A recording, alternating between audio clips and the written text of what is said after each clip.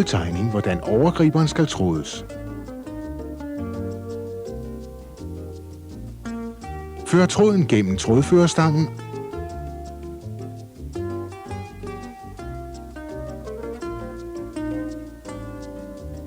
og ned gennem det venstre hul i trådførerpladen oppefra og ned.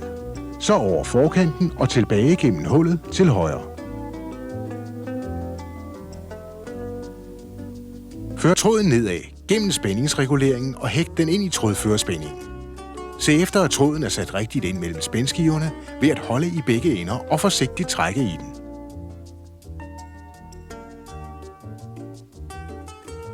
Hægt den ind i den røde trådfører og trådføreren på overgribers trådløfter. Drej håndhjulet mod dig selv, til nålene står i laveste stilling.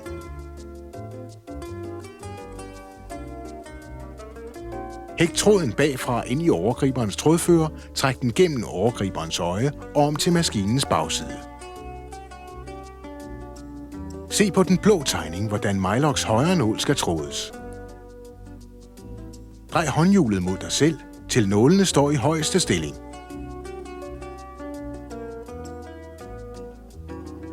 Træk tråden gennem trådførerstangen.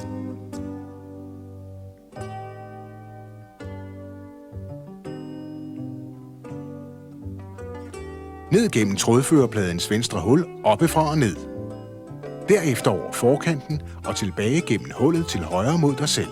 Træk tråden ind mellem spændpladerne og hægt den på trådføreren. Hold i begge trådender og træk forsigtigt, for at være sikker på, at tråden sidder rigtigt mellem spændskiverne. Før tråden over trådløfterens fører og ned gennem armens højre trådfører. Derefter hægtes den rundt om nåleførerendens stang og føres gennem øjet i den højre nål forfra og bagud.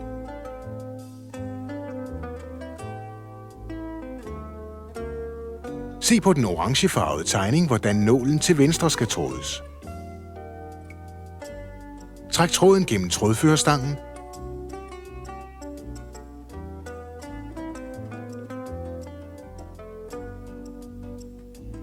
Ned gennem trådførerpladens venstre hul, oppefra og ned.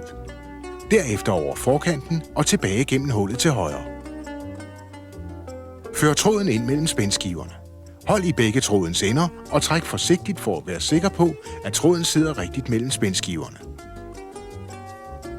Før den over trådløfterens fører og ned gennem armens venstre trådfører.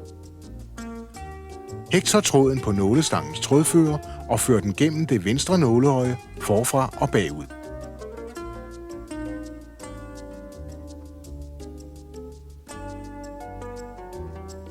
Læg alle tråde under trykfoden.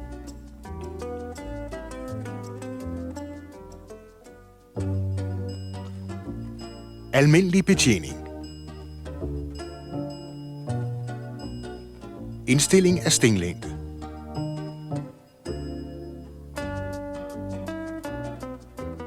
Når stinglængden skal ændres, drejes stinglængdeknappen, som sidder på højre side af overlockmaskinen. Korte sting giver en meget stærk søm og forhindrer rynker i lette stoffer.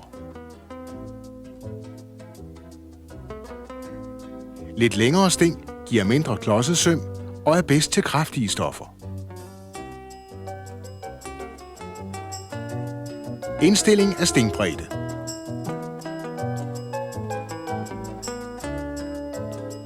Milock kan bruges enten med 4 eller 3 tråde. For at sy en bred søm med 3 tråde, løsnes den nederste nåleholderskrue og højre nål og tråd fjernes.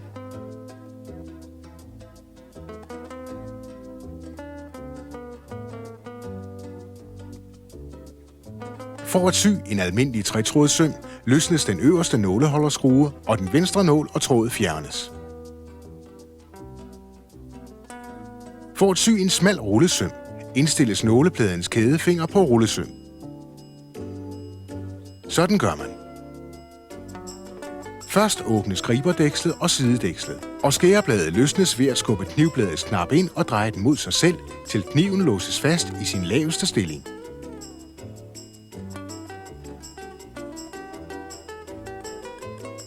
Mens du trykker ind på skærebreddens indstillingsknap, skubber du nålepladens indstilling til R.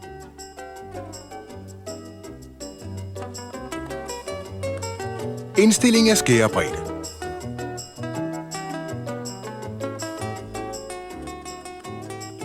Afhængigt af hvilken type eller tykkelse stof man skal sy i, kan overloksømmene blive for løse eller for faste. I så fald løsnes den øverste kniv, og skærebredden tilpasses ved hjælp af drejeknappen til den korrekte sømspænding.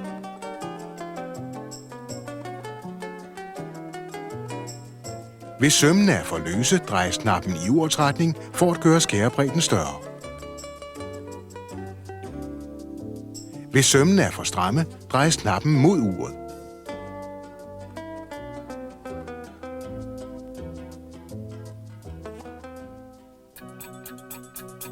Indstilling af differentiel fremføring. Kun Mylock 534D. Da det er model 534D, du har, er den udstyret med differentiel fremføring til at klare de almindeligste overlock-problemer. Indstillingsknappen sidder under knappen til stinglængde.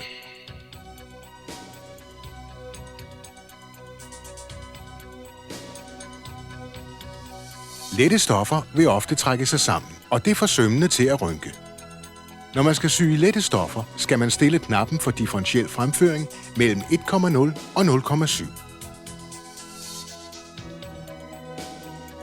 Så bringer den forreste fremfører ikke så meget stof frem under trykfoden som den bagerste, og giver dermed et stræk, som forhindrer stoffet i at rynke. Strikstoffer vil ofte give sig i sykanten, så sømmen bugter. Når man skal sy sømme i strikstoffer, skal forskellen i fremføring indstilles til mellem 1,0 og 2,0 på drejeknappen. Så bringer den forreste fremfører mere stof frem end den bagerste og modvirker stræk. Det giver en mere jævn og lige søm.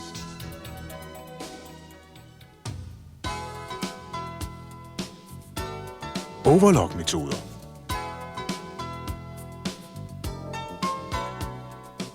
Sømlinjen er der, hvor nålen går ind i stoffet, ikke der, hvor kniven skærer det overflødige væk.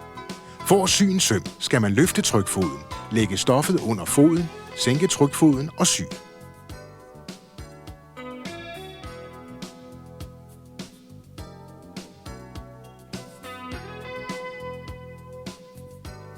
Når man er nået til enden af sømmen, holder man fodpedalen nede og fortsætter med at sy, mens man trækker stoffet ud af maskinens bagside.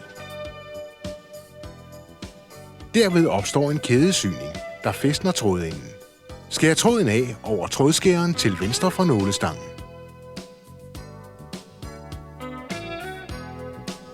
Sikring af sømme. I nogle stoffer kan løse lykker i sømmens start og afslutning nemt gå op. Ved at sy baglæns før sømmen, sikrer man sig en trådkæde på omkring 5 cm bag nålen.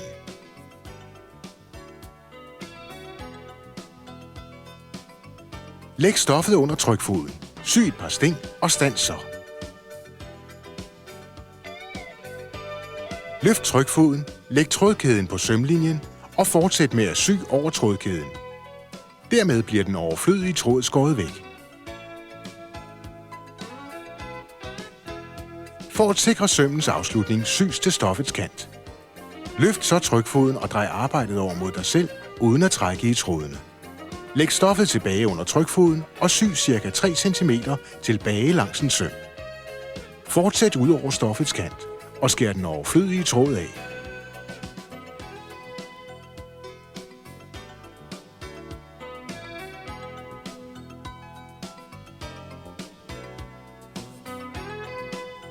En anden måde til at sikre sømmens afslutning er at tråde kæden igennem en grov nål og hæfte trådkæden bagud gennem en mindst 3 cm syning. Skær derefter den overskydende tråd af. Det giver en pæn og sikker søm.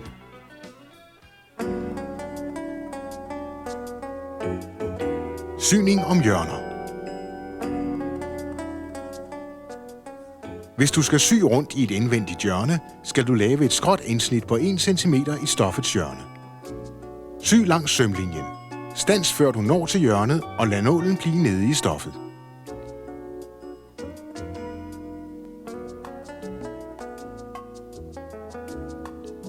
Træk i stoffet, så skærelinjen bliver lige, og fortsæt med at sy.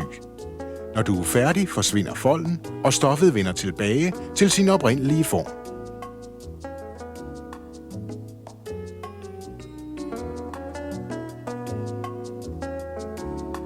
Ribsyning. Der er rib på mange klæder. For eksempel vindjakker, t-shirts, sportstøj osv. I de fleste tilfælde skal ribstoffet klippes en tredjedel mindre, end det stof, det skal sys på.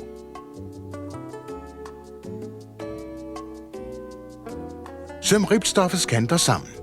Afmærk ribben i 4 dele og sæt den på tøjet med knappenåle.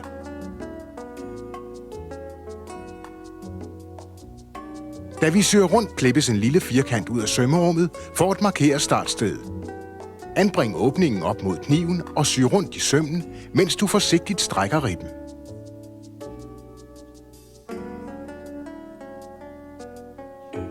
Pas på at tage knappenålene ud, inden de når frem til knivbladene.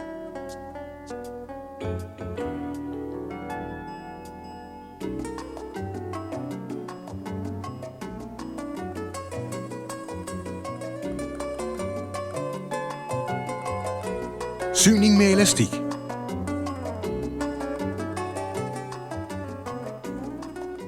Når elastikken skal fæstes på, afmærkes den i 4 dele, svarende til klædningsstykkets opdeling i fjerdedele. Fæst elastikken til klædningsstykkets retside og sæt den fast med stoffet ca. 5 mm uden for elastikken.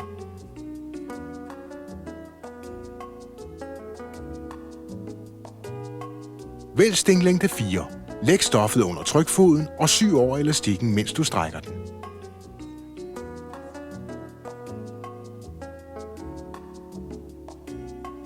Hold elastikken op mod kniven, men pas på ikke at skære den. Vend elastikken og pres sømmerummet ned mod klædningsstykket. Der kan bruges smal elastik til badetøj, sportstøj og lingerie. Når du syr en smal elastik på 5-10 mm på, skal du overlokke elastikken, mens du strækker den.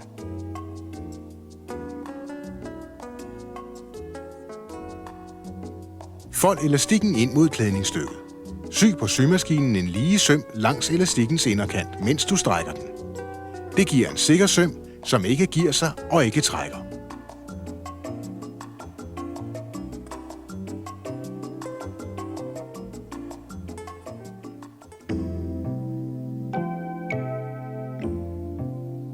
Oplægning.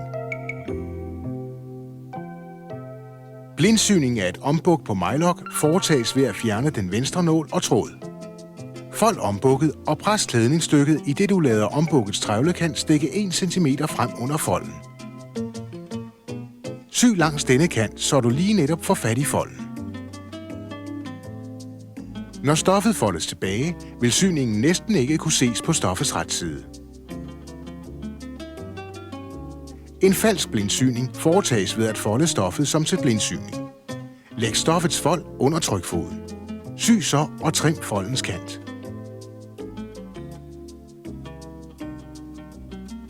Bred sømmen fladt ud, så er oplægget færdigt. Blondestof sys let til undertøj og al slags dametøj. Når der skal sys blonder på, klippes blonden i samme længde som stoffet. Brug 4 tråde. Sæt stenlængden til 3. Og læg stoffet og blonden ret mod ret under trykfoden. Sænk trykfoden og sy, i det de rå kanter skæres væk.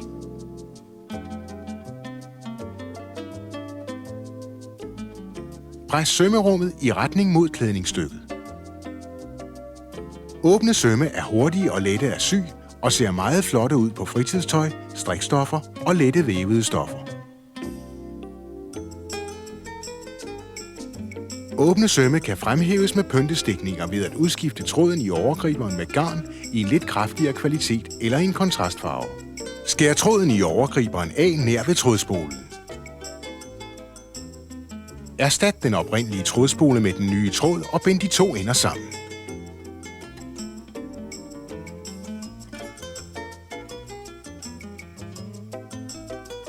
Skær den overflødige tråd af nær knuden. Indstil overgriberens trådspænding til 0.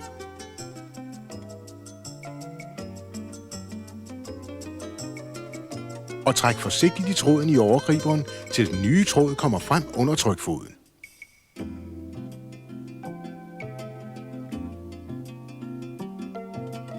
Sæt så overgriberens trådspænding tilbage til den tidligere indstilling og sy de åbne sømme, som nu får en pyntestikning.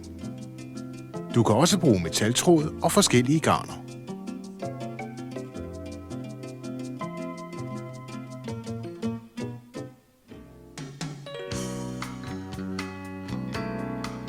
Rullesøm.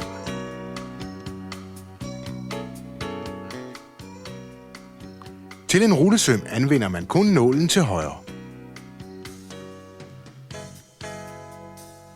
Sæt en lidt lodden nylontråd på overgriberen.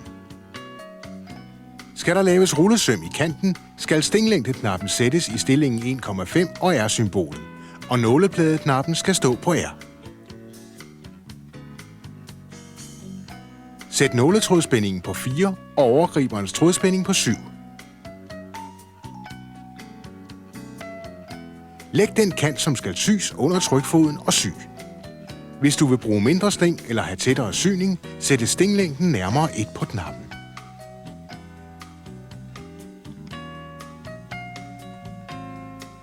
Til en åben syning tilpasses stinglængde omkring 2.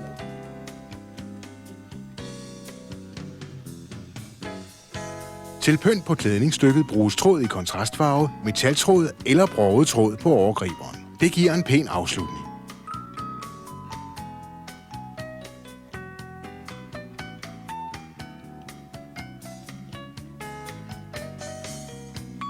Picotkant.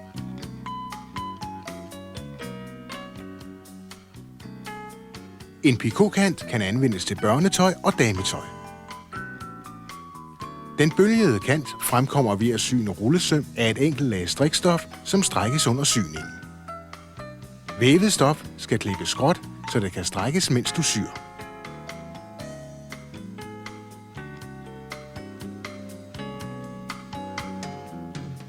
Bisser.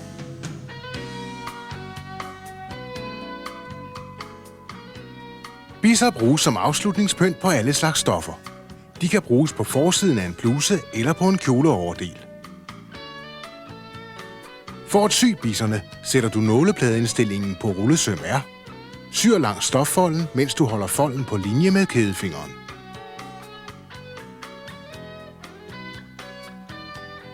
Pas på ikke at skære foldekanten op. Sy det antal bisser, der skal være, og brug stingpladens førerlinje og trykfoden som retningslinje.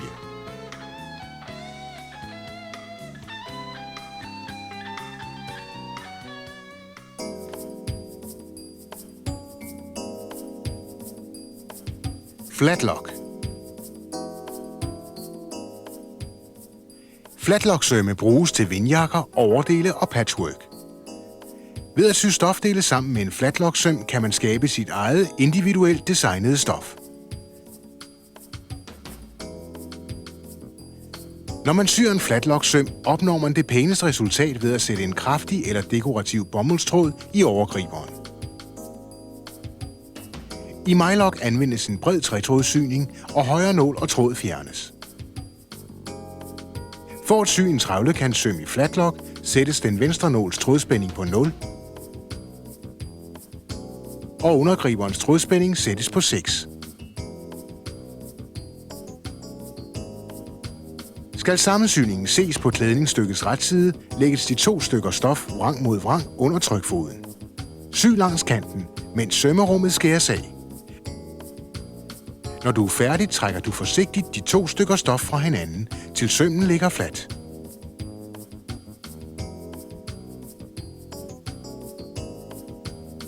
Foldekantsøm med flatlock er en anden metode til at sy 2 stykker stof sammen. I stedet for at sy 2 trævlekanter sammen, som i den flade trævlekantsøm, syr den flade foldekantsøm 2 ombukkede kanter sammen. Til denne syning bruges samme spænding som til trævlekantsømmen.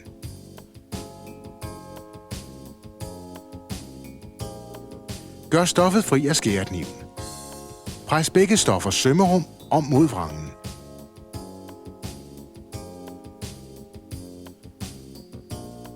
Læg foldekanterne mod hinanden under trykfoden, ud for skæreknivens beskyttelsesplade og sy den. Træk forsigtigt de 2 stofstykker fra hinanden, til de ligger fladt. Hvis du skal sy firkanter sammen, sys alle sømmene sammen i samme retning.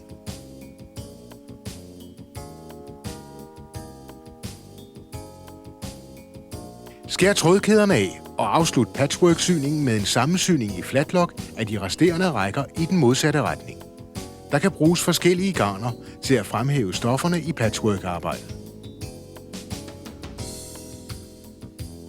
En flatlock-søm kan bruges som dekorativt oplæg på nederdele, kjoler eller t-shirts. Med maskinen indstillet på flatlock foldes oplægget dobbelt om mod vrangen. Sy langs folden. Når du er færdig, trækker du forsigtigt stoffet til begge sider, så oplægget ligger fladt.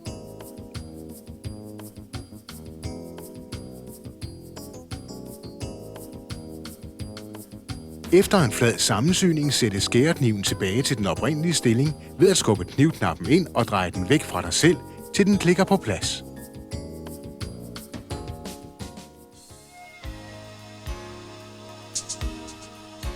Rynkning.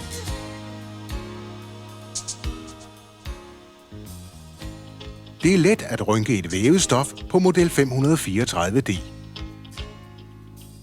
Bare sæt knappen for differentieret fremføring mellem 1,0 og 2,0, afhængigt af stoffet og hvor meget det skal rynke.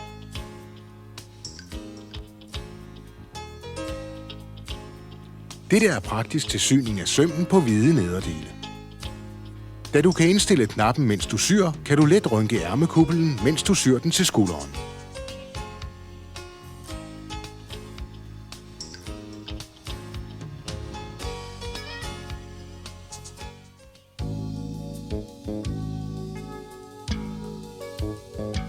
Håndarbejder. Afslutningskant.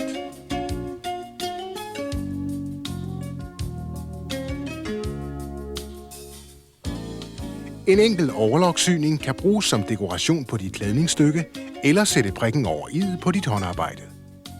Brug enten almindelig eller bred trætrådssyning. Overlok stofkanten med forskellige pyntegarner.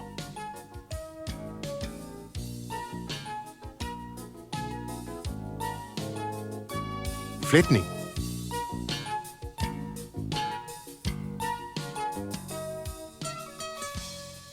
En fletkant til afslutning af håndarbejde eller klædningsstykke laves med den største stingbredde. Fjern højre nål og tråd. Sy et smalt skråbånd eller bændel på oversiden, så syningerne løber på begge sider.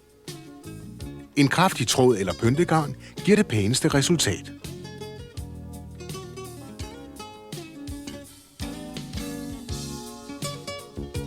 Frynsekant.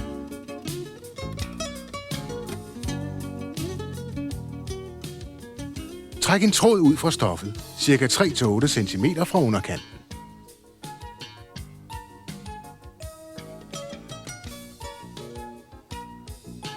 På mylock anvendes en almindelig trætrådssyning, idet den venstre nål og tråd fjernes. Indstil nu maskinen til flatlock. Den højre nåletrådspænding til 0 og undergriberens trådspænding til 6. Fold stoffet langs kanten. Sy flatlock over kanten, men pas på ikke at skære i folden.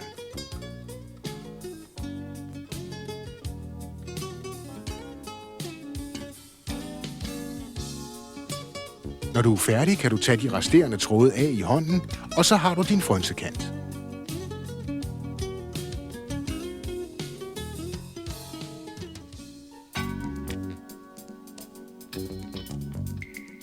Vedligeholdelse. Nåle.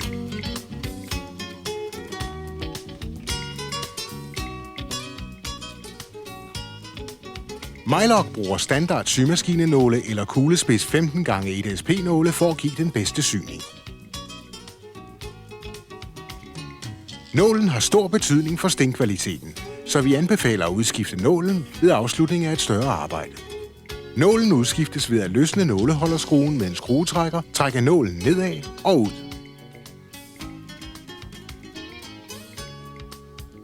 Isæt den nye nål med den flade side bagud og skub den op i højeste stilling. Skru derefter skruen fast i nåleholderen.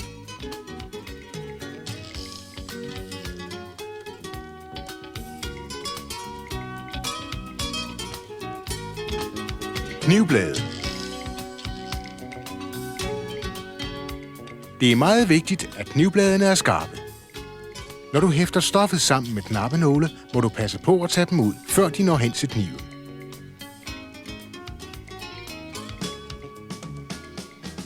Almindelig vedligeholdelse er nok til at sikre, at Mylock fungerer uden problemer. Gør rent omkring kniven og griberne med en pensel, hver gang du har brugt maskinen. Der samler sig meget støv her på grund af klipning af stoffet.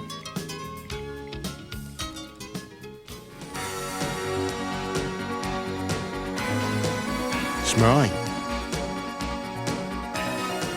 Smør din maskine regelmæssigt, så den løber let. Smøringspunkterne er vist i brugervejledningen.